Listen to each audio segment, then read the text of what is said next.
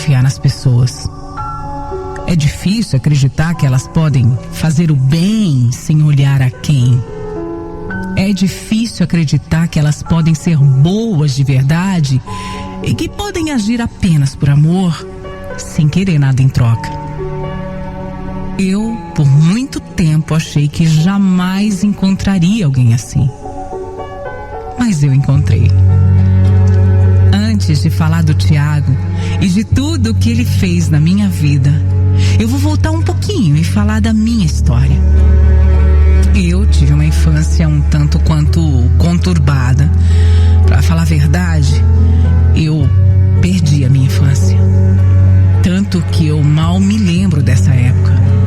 Eu era muito pequena ainda e já tinha que lidar com a minha mãe, que era usuária de drogas. E depois de viver um tempo nessas condições, eu acabei sendo adotada por um casal maravilhoso. Os meus pais adotivos foram verdadeiros anjos que me acolheram muito bem e que sempre me explicaram direitinho de onde eu tinha vindo.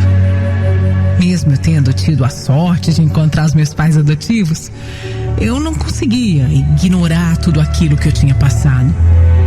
Aquilo me doía muito e acabava refletindo em mim em todos os sentidos.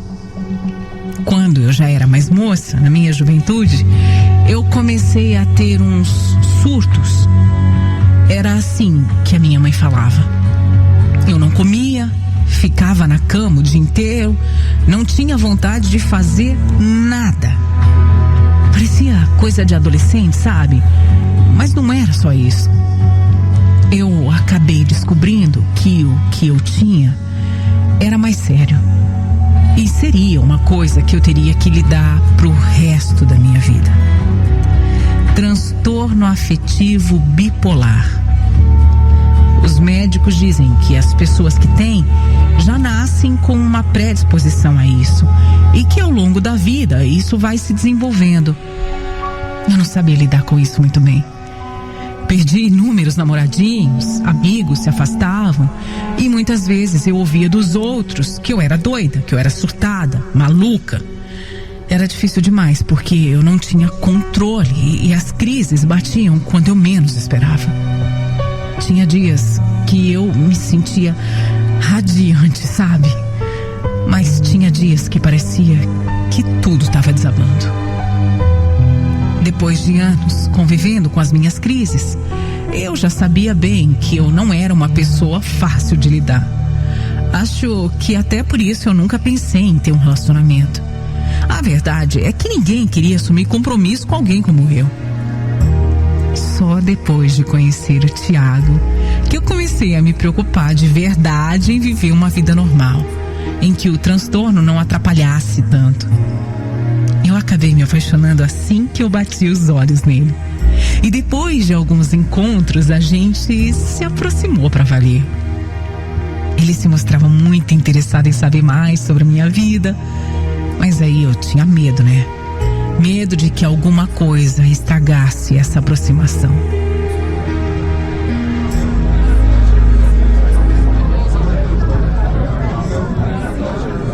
Perdão em perguntar, Analice, mas é que eu fico curioso, sabe? Eu quero saber mais sobre você, sei lá. Você é sempre tão fechada, fica até chato eu ficar falando sobre mim o tempo todo. Tem algum motivo pra você não querer falar de você? Ai, desculpa, Ti. É que eu tenho uma história que é muito complicada, sabe? Fica até difícil de eu te explicar. Mas eu vou tentar. Eu vou tentar me abrir mais com você. Olha, também não precisa se forçar nada. Eu só comentei mesmo por curiosidade. No seu tempo, você pode me falar. Quando você se sentir à vontade. É melhor assim. Eu vou estar sempre aqui.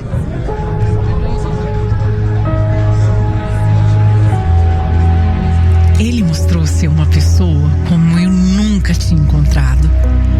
Ele parecia realmente sincero nas palavras dele. Dava pra ver que ele não tava ali comigo só por uma atração.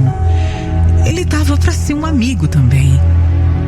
O Tiago foi a pessoa que me deu a chance de me abrir como eu nunca tinha feito. Pra eu contar sobre tudo, a minha infância, as minhas inseguranças, as minhas dificuldades também, meus medos, tudo. Mas claro, no meu tempo, ele nunca me pressionou, ele nunca se afastou. Ele só me acolheu e me deu forças. Quando eu finalmente me abri sobre a minha bipolaridade, o Tiago ouviu tudo com muita atenção e com respeito também.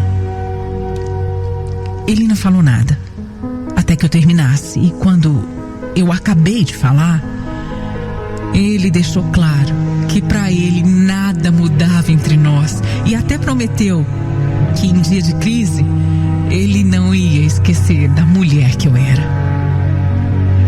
Quando eu me abri sobre esse último ponto e ele me aceitou, a gente nunca mais se desgrudou. Foi ali que engatamos um namoro sério. Na época, eu dividi um quarto na pensão com uma outra menina e ele morava em um quarto sozinho, mas era muito pequeno. Assim que essa minha amiga saiu do quarto, que a gente já dividia, ele se mudou pra lá e nós passamos a morar juntos. Eu, com essa minha condição, esse meu transtorno afetivo bipolar, tinha que tomar remédio para esse tratamento.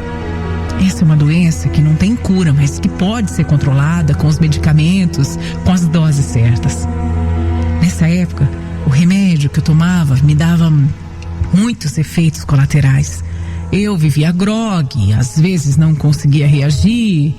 Tinha dia que eu não conseguia nem levantar para trabalhar e ficava dormindo o dia inteiro.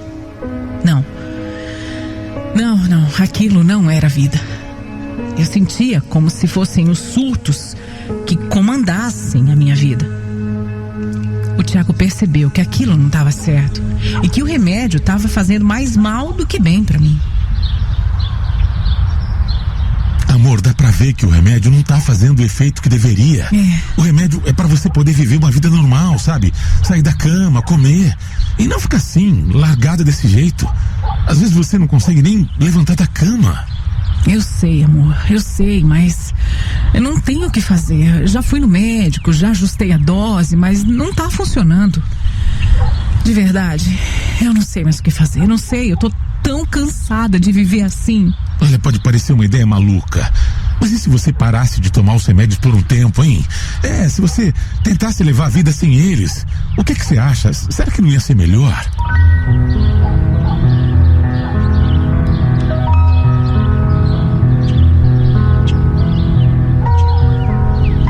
Aquela ideia poderia ser absurda, mas também poderia ser uma luz no fim do túnel. Eu tava tão mal que não achava que poderia piorar. Então eu decidi parar mesmo. Parei de tomar os remédios e aos poucos eu fui ficando cada vez mais ativa. Parecia que eu tava voltando à vida e eu fui ficando cada vez melhor. Tudo foi melhorando, inclusive a nossa relação. Até a primeira crise chegar. Os primeiros sintomas foram aparecendo e eu fiquei muito depressiva. Não saía da cama, ouvia vozes dentro da minha cabeça e, de fato, eu comecei a enlouquecer. Eu tinha muito medo, muita angústia e episódios de choro descontrolado. Era horrível. Era desesperador. E um dia, durante uma crise, eu acabei tomando todos os remédios que tinham em casa. Todos. Foi a coisa mais difícil que eu já fiz. Eu tentei tirar minha própria vida por coisas que só existiam na minha cabeça. O Tiago chegou do trabalho em casa e me encontrou toda suja no banheiro. Ele se desesperou. Me levou para o hospital, mas como eu tinha vomitado todos os remédios, eu não corria risco de vida. Só que me internaram num hospital psiquiátrico. Ali, eu já imaginei que o meu namoro tinha acabado. Quem ia querer ficar ao lado de uma pessoa que sofria de transtorno, uma pessoa que tinha tentado tirar a própria vida e que agora estava no hospital psiquiátrico. Você ficaria com essa pessoa? Eu fiquei 1 mês e meio lá, me tratando com vários médicos.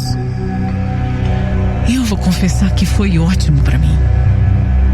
O Tiago, contrariando tudo que eu imaginava, não só continuou comigo, como se fez realmente presente todos os dias. E era isso que me dava cada vez mais força. Em uma das visitas que ele me fez, eu comentei que quando eu saísse do hospital não queria voltar para a pensão que a gente morava. Eu queria um novo começo para nós, um lugarzinho só nosso. E no dia em que eu recebi alta, o Tiago foi me buscar para mistério só. Até que chegamos numa casinha que tinha tudo completinho. Quarto, banheiro, sala, cozinha. Na cozinha ainda tinha uma mesa com um bolo, várias bexigas espalhadas. Tinha fotos nossas também. Eu não estava acreditando naquele carinho todo dele.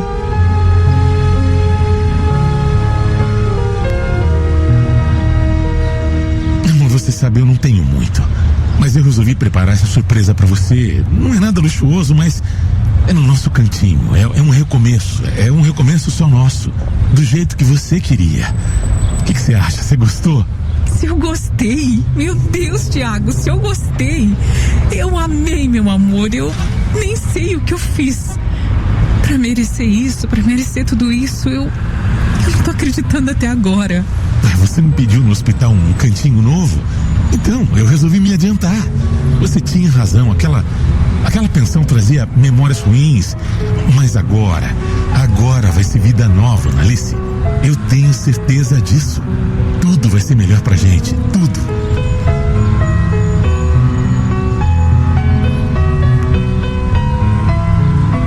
O que o Tiago estava fazendo por mim não tinha preço. Ele entendeu o que eu precisava e me deu o nosso novo cantinho, o nosso recomeço. Nós ficamos muito felizes com aquela conquista. E depois de um ano incrível e tranquilo morando na nossa casinha, nós mudamos para uma casa maior, porque queríamos construir uma família, queríamos ter filhos. Tudo estava caminhando tão bem. Até que veio a segunda crise. Mas essa foi diferente. Eu estava tomando os meus remédios, estava fazendo tudo certinho. Mas eu fui parando de comer aos poucos. Na minha cabeça confusa, eu só podia tomar chá. Isso mesmo, tomar chá para limpar o organismo. Eu fui emagrecendo mais e mais, até que parei de tomar os meus remédios e não contei para ninguém.